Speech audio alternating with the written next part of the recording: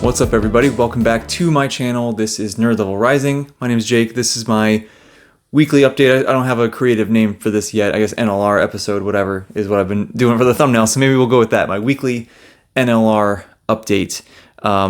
This has been a pretty straightforward, pretty simple week compared to the last couple of ones of the last couple of these updates that I've done, and that's just kind of because of everything that's been going on. Right, so let's jump in. So I continued to chip away at Starsight by Sanderson, and this is, of course, book 2 in the Skyward series, the sequel to Skyward. This, I got through another, 40, 45 pages, something like that, compared to last week, which is kind of on par for what I'm expecting. I'm expecting somewhere in the, 30 to 70-ish page range per week on something like this. I mean, like I always say this, man, this is my little a chapter before bed kind of thing. So if the chapter is 5 pages long and I'm like fighting to stay awake by the end, I'm just going to go to sleep, right? The other night I read like 20 pages, right? So it can change a lot night to night, but this has continued to be fun. It continues to be very different from Skyward, although this last chapter that I had was an interesting throwback of like a flight school kind of thing going on.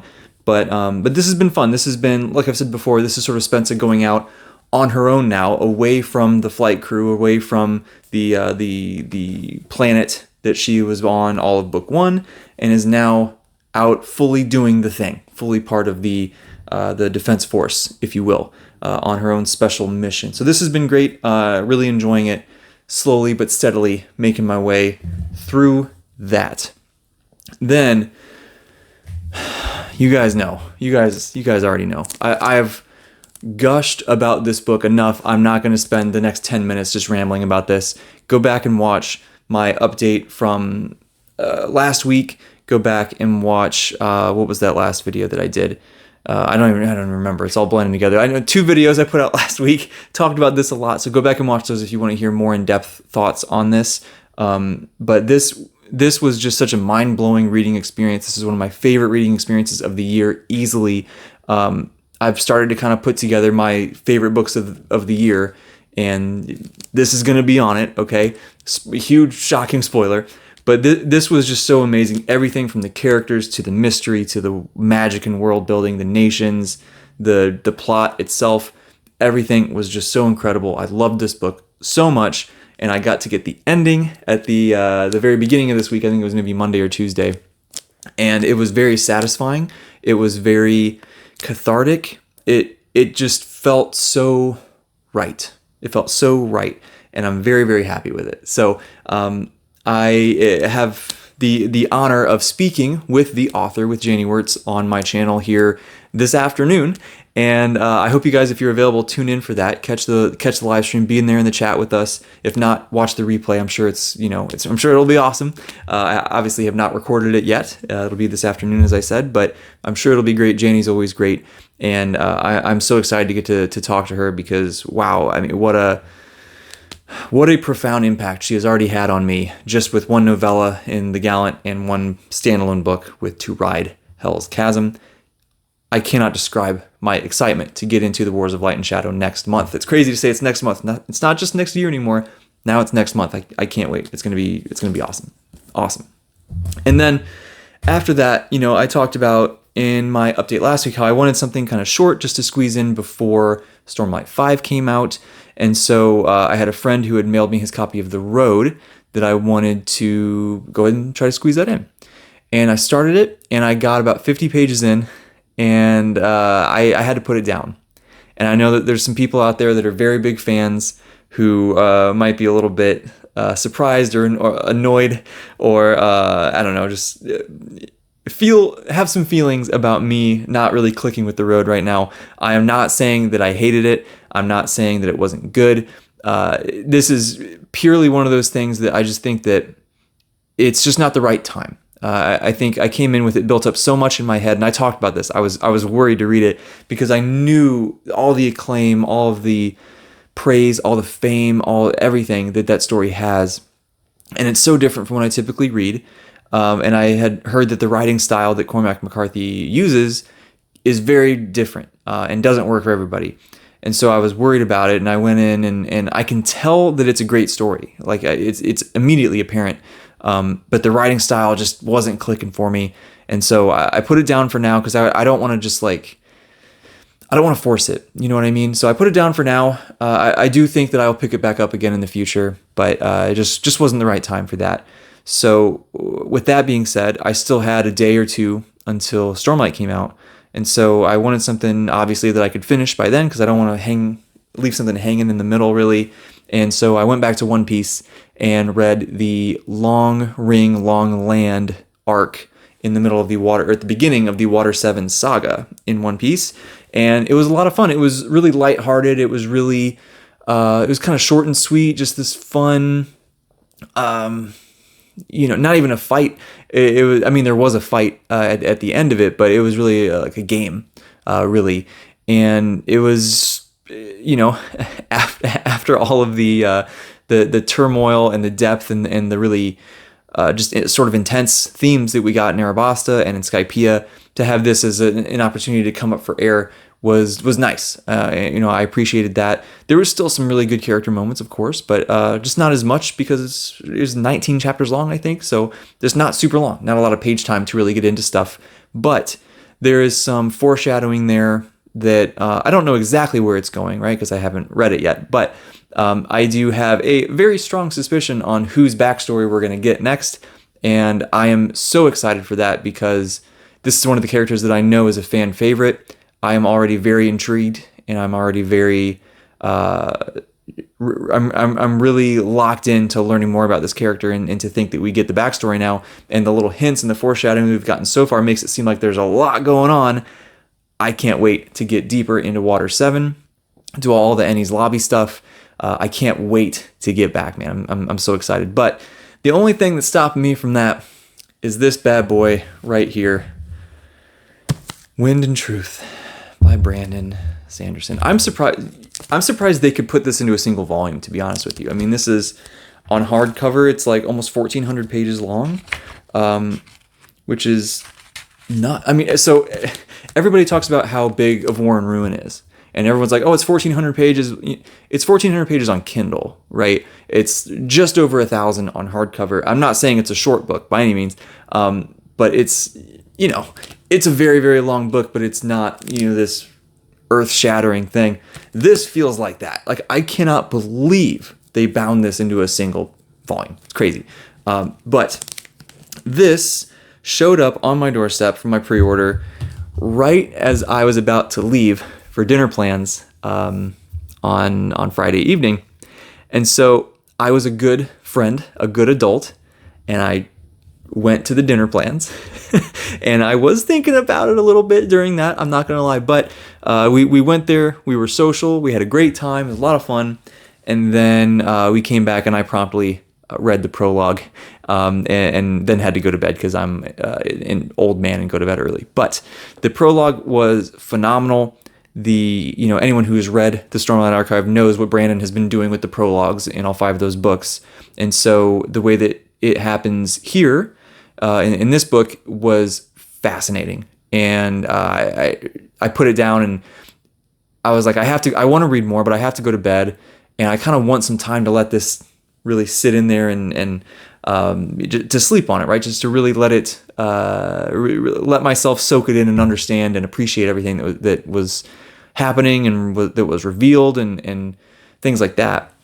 And I'm really glad that I had that break. I think that was really nice. I did come back, Saturday morning and jumped into some more, and this morning, of course. And it's so great to be back in this world. It's so this story is has touched me so deeply on so many levels. It means the absolute world to me, and it's so weird to finally have this in my hands.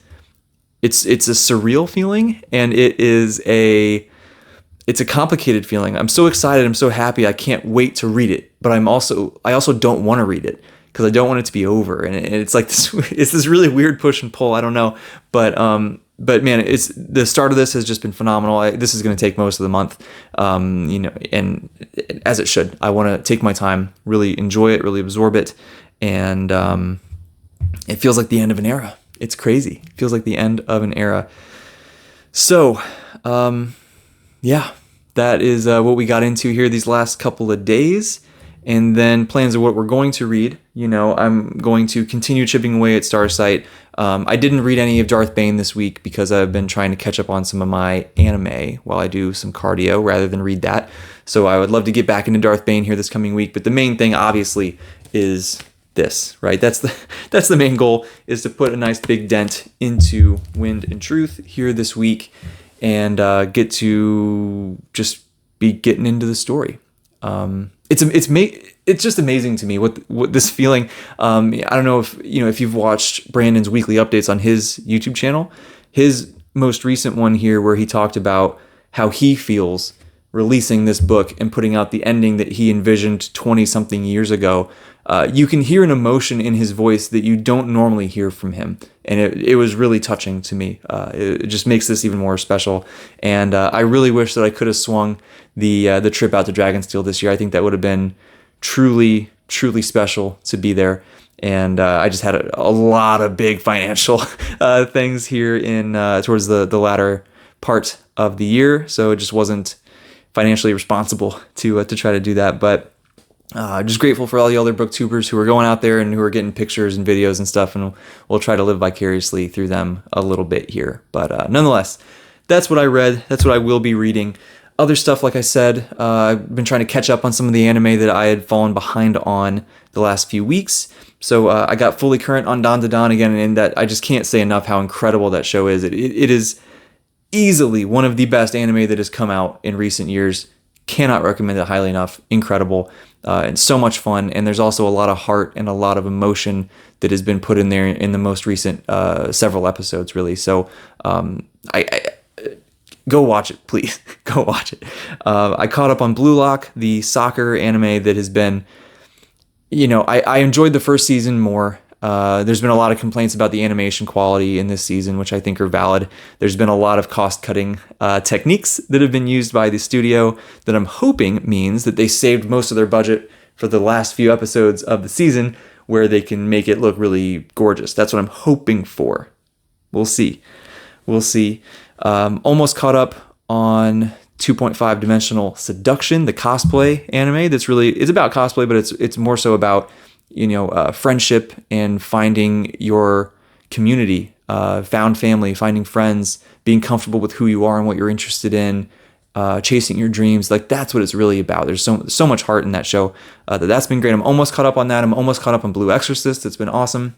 Getting a lot more, backstory to some of the other side characters that we've been exploring recently. So that's been great. And it's all tying back into the original storyline from season 1, finally, that, I've been begging for that. We're on season 4 now, right? So that's been great. Caught up on Rurouni Kenshin, the remake there. I've been really, really enjoying that, being sort of the period piece samurai story.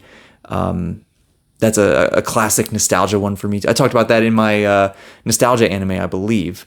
I think I included that one in there. If not, it should be on the list. I have a lot of nostalgia for the original 90s version of that show. So that's been fun. And then my girlfriend and I have been watching What We Do in the Shadows. We've been catching up on the final season of that we fell behind on when we were doing other Halloween festivities. And we've sort of extended our spooky season all the way out here into Christmas season by, taking a while to catch up on What We Do in the Shadows. But I love that show. It's so funny. So I think we have, I don't know, a few episodes left until we're done, and it'll be sad that it's done. But endings are always bittersweet. But I'm looking forward to this one for sure. What else, man? What else? I didn't get any book mail this week, which is good. Good that I'm being responsible, and I didn't get any more special editions show up on my doorstep here this week. But I did order another one. So what can I say? Broken Binding. Just what can I say? They are doing some amazing things, and when they put one out that just has a great price point on it, and it's a really great book that I really want to read, I just can't help myself, we're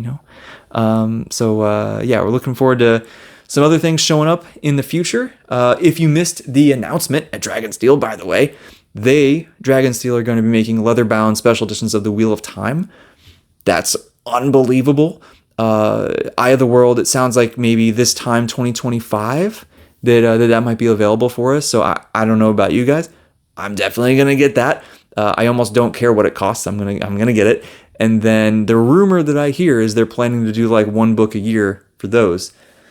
So we'll see. I don't know if that's been officially confirmed or not, but that is what I have heard. And if that is the case, my bookshelf is going to be very full of Wheel of Time books here in about 14, 15 years. So yeah, that's a weird thought. That's a very weird thought. Wow. I hadn't approached that. You know, I'm going to be in my mid 40s by the time we get the entire set of those.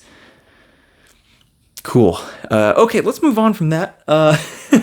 Other fun nerdy stuff. I got to play some Magic this week. That man, any of you who are interested in that might have noticed I haven't talked about Magic on the channel in a very long time because it's just been a huge dry spell, man. Me and my friends have all just been super busy, and I only have a couple friends that play anyway, so it's tough to find the time when everyone's, you know, just got so much going on. But we did line up some time with one of my friends, and we got to get on. We played online because he lives in a different country, and we got to play for. I think we played 3 games of Commander. I finally got to use the Duskborn deck that I got.